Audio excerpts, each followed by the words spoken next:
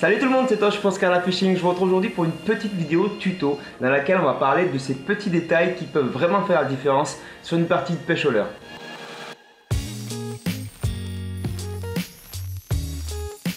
Souvent quand on pêche au leurre, on pense beaucoup matériel, alors canne, moulinet, leurre bien entendu, mais on oublie certains détails qui peuvent avoir vraiment beaucoup d'importance sur une partie de pêche réussie. Alors le premier de ces détails, c'est forcément un des éléments les plus importants dans votre montage, c'est l'hameçon ou le triple. On a souvent tendance à dire que le lien le plus important entre le pêcheur et sa prise, c'est le fil, ce qui est vrai, mais il ne faut pas oublier aussi qu'il y a aussi l'hameçon. Et l'hameçon, il a vraiment une sacrée importance, notamment au niveau de son piquant, qui doit être vraiment irréprochable. Sans ça, vous allez rater des poissons au ferrage. Vous savez, les gueules des brochets, certains poissons, c'est vraiment du cartilage et très dur. Vérifiez toujours le piquant de vos hameçons. Alors pour vérifier, il y a une méthode simple. Sur votre ongle, comme ça, vous venez racler un petit peu votre piquant ici. Et en général, si ça accroche un petit peu et que ça fait une belle petite marque comme ça, comme je viens de faire sur mon ongle, c'est que le piquant est plutôt pas mal. Si par contre ça accroche pas du tout et que ça fait aucune marque, c'est que votre piquant a besoin d'un petit coup de lime. Alors une petite lime, c'est assez facile à trouver dans le commerce. Voilà, c'est souvent sous la forme d'une petite barrette comme ça qu'on ouvre. On vient faire glisser l'hameçon dessus une fois ou deux seulement, pour pas trop l'abîmer. Et puis ensuite vous retrouvez le piquant d'origine très rapidement. Pensez vraiment à limer un petit coup de temps en temps vos hameçons et ça vous rapportera plus de poissons et moins de ratés. Deuxième petit détail qui a vraiment son importance dans la pêche au leurre, et là je vais parler à ceux qui utilisent des spinnerbait ou du chatterbait, ce genre de leurre, ou même du jig. Ce sont des leurres auxquels on peut ajouter régulièrement des trailers. Alors qu'est-ce que c'est qu'un trailer? Le trailer, c'est ce leurre souple qu'on vient rajouter sur la hampe de l'hameçon. Par exemple ici j'ai un rubber jig qu'on achète dans le commerce avec la tête plombée et les petits rubans en caoutchouc là. Et puis le leurre souple, c'est moi qui l'ai rajouté, donc c'est mon trailer personnalisé. Ce trailer là, il peut vraiment faire la différence, surtout sur des pêches un peu plus compliquées. Ici sur un spinnerbait par exemple, vous l'avez peut-être vu dans la dernière vidéo, j'ai monté en trailer un petit Easy Shiner en fait en 3 pouces. Pourquoi? Parce que sur le plan d'eau que je pêchais, il y avait ça comme fourrage, exactement la même taille et la même couleur. Et ça fait des vibrations en plus. Les palettes du spinnerbait, ce sont vraiment des grosses vibrations qu'apprécient vraiment les brochets, mais le petit frétillement de ce trailer là rajoute aussi une espèce de fuite d'alevin ou de poisson fourrage en plus, d'un signal en plus et un autre type de vibration. Donc le total fait vraiment un max de vibration dans tous les styles, si je peux dire. Sur le bateau, il peut nous arriver avec Anito de pêcher tous les deux au spinner quand ça donne pas mal, et on observe qu'avec un trailer ou pas, on peut avoir des différences quand même au niveau des résultats. Donc maintenant, moi je vous avoue que j'en mets tout le temps. Je ne pêche plus avec un spinner nu ni avec un jig nu comme ça. Je mets toujours un trailer. Ça coûte pas très cher, il suffit d'acheter un sachet de 10 petits leurres souples. Vous pouvez mettre aussi des petits leurres souples abîmés que vous n'utilisez plus. Il suffit de mettre un point de colle et ils tiendront. Voilà, dans tous les cas, ces petits trailers là ont une durée de vie assez limitée, ça je vous l'accorde.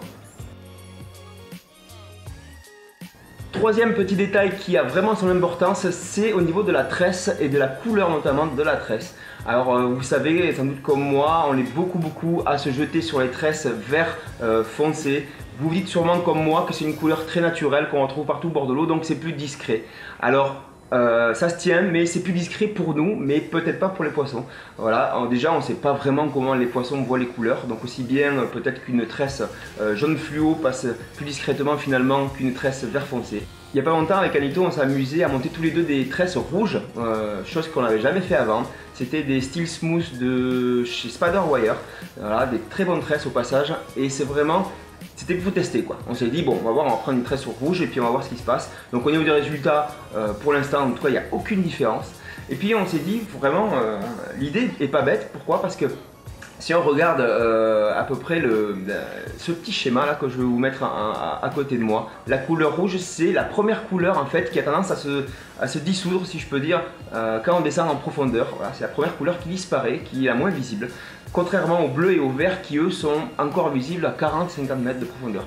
Donc si on part du principe que on veut être discret, qu'on veut gagner en visibilité, ben finalement il faut mettre une tresse plutôt rouge si on veut rester logique plutôt qu'une tresse verte ou bleue.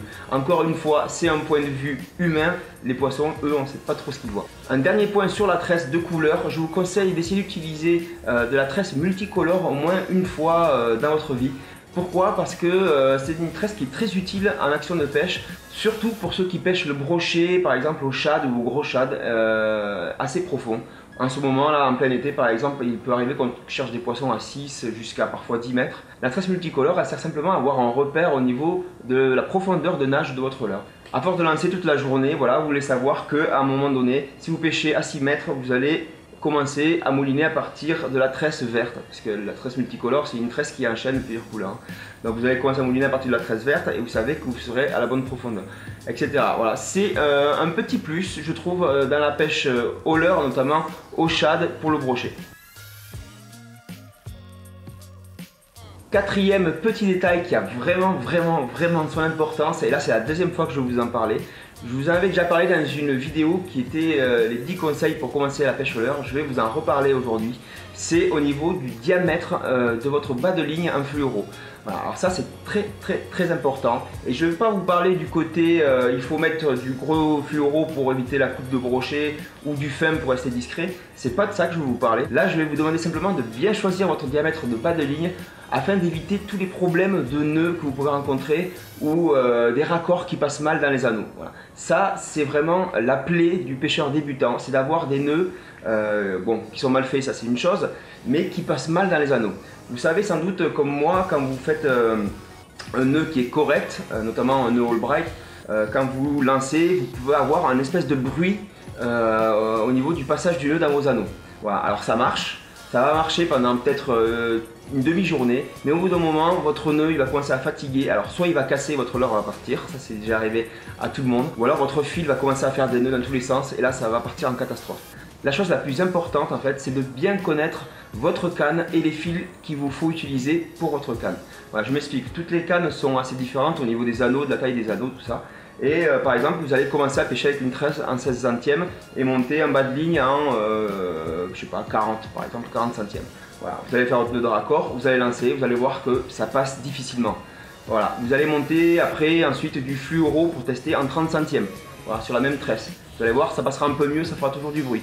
Il faut descendre comme ça petit à petit jusqu'à trouver le moment où votre nœud de raccord passe sans faire aucun bruit dans les anneaux et où ça part vraiment très bien et la pêche est beaucoup plus confortable. Comme ça, vous serez moins stressé à chaque lancer. Il faut vraiment trouver vraiment le diamètre idéal pour votre canne. Donc ça prend du temps, je suis conscient, il faut parfois passer plusieurs diamètres de fil. N'hésitez pas à taxer un petit bas de ligne à vos amis, juste pour tester des diamètres différents. Après vous me dites oui mais si je pêche le brochet, ben, si vous pêchez le brochet, vous montez du 25 centièmes sur toute la longueur quand même, et vous rajoutez juste un petit avançon de 30 cm avec un fluoro plus fort. Ça je vous l'ai expliqué dans une vidéo sur les montages aussi. Voilà, donc respectez vraiment votre canne et les diamètres de fil. Testez plusieurs diamètres de fil, notamment au niveau de la tresse et du fluoro pour trouver les diamètres qui vont vraiment bien à votre canne. Enfin, dernier petit détail qui a une importance aussi monumentale, je veux parler des infos des autres pêcheurs. Voilà. Alors ça veut dire quoi? Ça veut dire que quand vous partez sur une journée sur un lac, déjà, essayez de voir si vous ne voyez pas d'autres pêcheurs autour de vous, si vous n'avez pas des amis qui peuvent pêcher aussi en même temps que vous à l'autre bout du lac ou je ne sais quoi. Pourquoi? Parce que si jamais vous ne trouvez pas la pêche, très rapidement vous pouvez aller choper des infos auprès de ces pêcheurs. Voilà. S'ils ne veulent pas vous donner d'infos, c'est simplement qu'ils sont bêtes. Franchement, je ne suis jamais tombé sur quelqu'un qui n'a pas voulu me lâcher d'infos. Moi, le premier, je ne suis pas avare d'infos. Si jamais j'ai trouvé la pêche, j'en fais profiter autour de moi. C'est normal, je trouve que c'est normal. Mais c'est important d'avoir aussi un petit réseau. Alors si jamais vous voyez 2-3 bateaux ou quoi, quand vous faites votre pause casse-croûte à midi ou quoi, interpellez-les, allez les voir un petit peu, demandez-leur où ils en sont eux au niveau de leur pêche. Ça vous donnera des infos et ces infos sont vraiment importantes pour essayer de trouver la pêche qui est juste.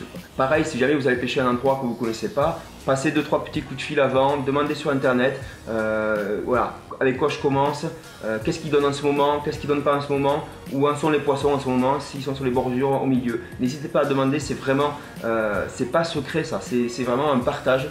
Je trouve que c'est normal de partager. Tous les guides de pêche le font.